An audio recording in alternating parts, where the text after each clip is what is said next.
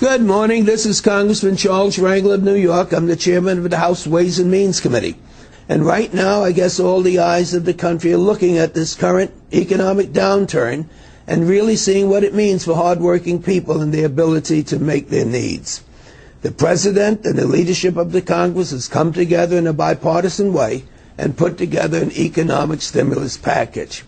The premise of this package is to put the money in the hands of people who are in such dire economic straits that they have no choice except to spend the money back into the economy. In other words, the President is not doing this for compassionate reasons, but he's targeting the families who are struggling to put a roof over their heads, food on their table, send their kids back to school.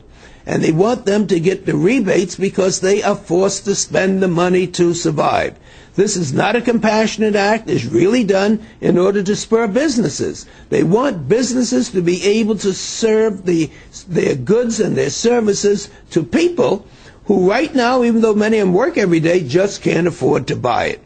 So as we move forward to refine and to make more perfect this package, I think we ought to really ask the President what got us involved in this in the first place. In the 1990s, we had periods of strong economic growth. But in recent years, we have rising gas prices, weakness in the housing and credit markets, and dramatic increases in the costs of health care and education. Millions of families are left out because of their stagnant wages, the erosion of their retirement benefits. They're feeling insecure, and they should feel insecure, as we find out that more than 5 million people have slipped into poverty since the year 2000.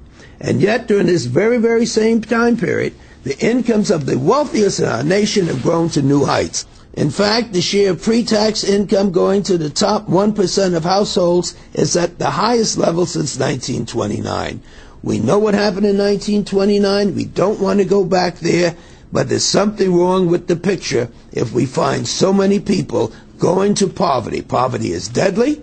It's expensive, it's a threat to our nation, and it has been ignored for too long. Now, while this package is maybe a good first step, it seems to me after recovery, and we will recover, that we have to really take a look to see what caused us to get into this situation and how we can get out. One thing for certain, if we had a more equitable tax system, a more equitable tax code that treated the people in the middle class with some of the dignity and preferential treatment that we give to those people in the higher income, they would not have to be targeted. Another thing is that we ought to make certain that we have unemployment compensation.